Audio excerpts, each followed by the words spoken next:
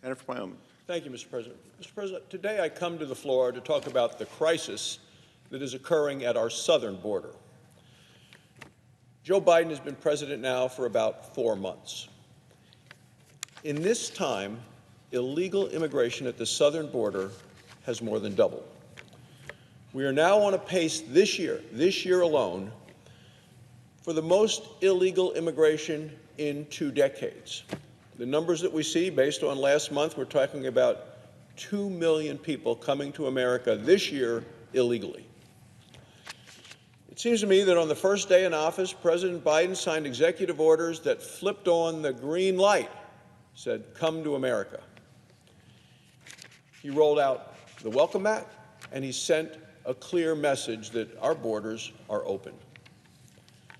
He shut down construction of the border wall, a wall that we've actually paid to have done, to be constructed. I've been there. The parts are laying on the ground, and the workers stopped on Inauguration Day from putting up portions of the wall to close down the gaps.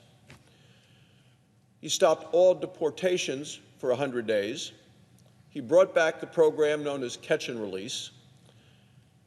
And since he took these actions, and I've talked to the Border Patrol on the ground, they say the border has been overwhelmed.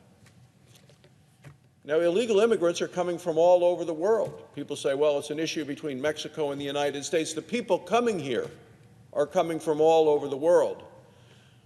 The time I was there, we heard that over 50 countries have been represented in the people that have been captured, including Romania, Armenia, Bangladesh. People are flying to Mexico who can't come to the United States because of paperwork, who they are, what their intentions may be. They aren't allowed to get tickets to come to the United States. They fly to Mexico to come into the United States illegally.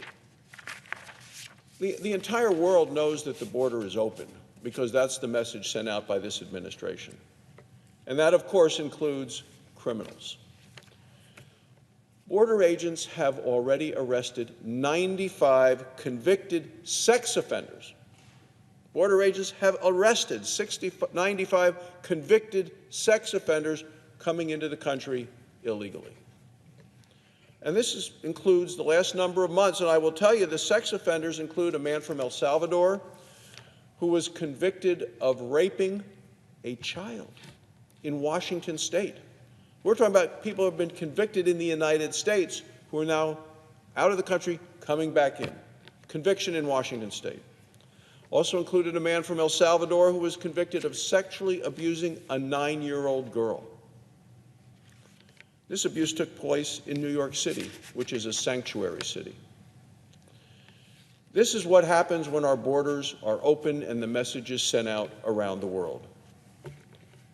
And for the open borders crowd who likes this sort of thing, some of whom are members of the Congress of the United States, this is just collateral damage. It's all part of a political agenda. It's been more than 2 months since President Biden put Vice President Harris in charge of the border.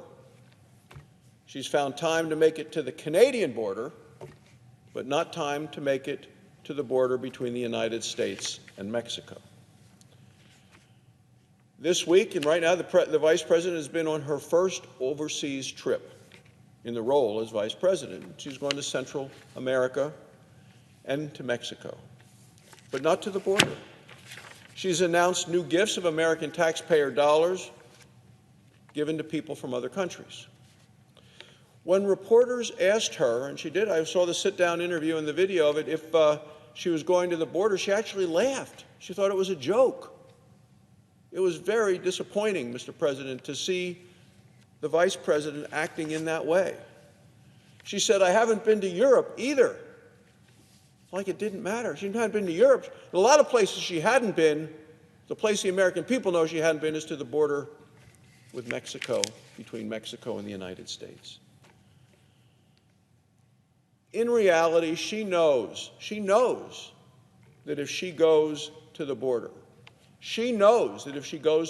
between the United States and Mexico, she knows that the news cameras will go with her. She knows that the media would broadcast the crisis that they see at the border to the whole world. She knows that then more and more Americans will see firsthand the truth for themselves. That's why the Vice President is not going to the border between Mexico and the United States.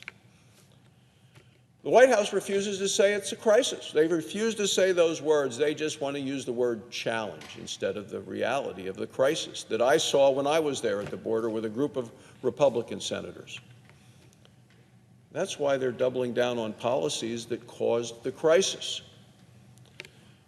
2 weeks ago, the President released his budget for the coming year. It's the biggest budget proposal by any president in American history. It would nearly double the federal spending over the next decade. Yet the President's budget for the Department of Homeland Security, the department that is supposed to keep our nation safe, is flatlined. The President likes to say, and he's said it time and time again, he said it when he was in the Senate, he said it as Vice President of the United States, and now he says it as the President.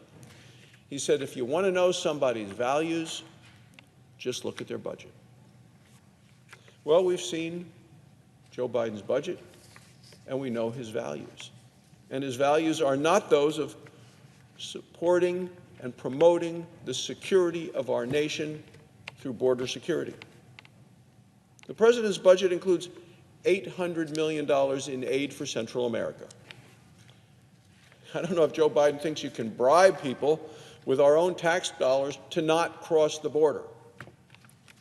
It is an absolute surrender, and it leaves our borders wide open. Our southern border is in crisis. But the crisis isn't limited to the border itself. President Biden has also tied the hands of our immigration officials all across America. The Washington Post came out with a story, and they put it this way, and I want to make sure I have it absolutely accurate, Mr. President, so I'm going to read it to you. It said, under President Biden, it said ICE, Immigration Customs Enforcement, it said, is an agency on probation. This is the Washington Post. It says, Biden has placed ICE deportation officers on a leash so tight, some say their work is functionally abolished. That's the Washington Post on the President of the United States and what he has done with regard to our borders and our immigration authorities with his very flatline budget for the Department of Homeland Security. The article goes on and it says, quote, ICE carried out fewer than 3,000 deportations last month. The agency's 6,000 officers currently average one arrest every 2 months. One arrest every 2 months. Mr. President, hundreds of thousands of illegal aliens have court orders for deportation. Yet despite these enormous numbers, deportations have never been lower. Never been lower. No wonder the crisis is getting worse. Mr. President, I heard about it all last week over Memorial Day as I traveled around the state of Wyoming. People are very concerned about this disregard for our borders and for the support that our immigration custom enforcement officers need.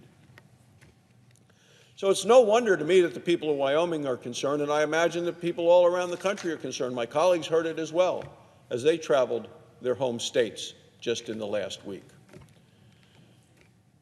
The border really is one of the top issues that I'm asked about every weekend in Wyoming. I'll be heading home again tomorrow night for the weekend, traveling the state, and I expect to hear more and more about it this coming weekend. The American people want to keep the border secure, and they want to be safe at home. We know what to do. We know what works. The border agents told President Biden's transition team before he was inaugurated what we needed to do to keep the border secure, what works, what wouldn't work. They say enforce the law, close the loopholes that encourage illegal immigration. They say finish the wall that we've already paid for. And they say bring back the policy known as Remain in Mexico. Until we take these basic steps, Mr. President, the crisis is going to continue. The border is going to remain open. And the American people will continue to come to us to say there is more that can be done and should be done and must be done. Because the American people know that when the border is not secure, the people of America continue to be at heightened risk. Thank you, Mr. President. I yield the floor.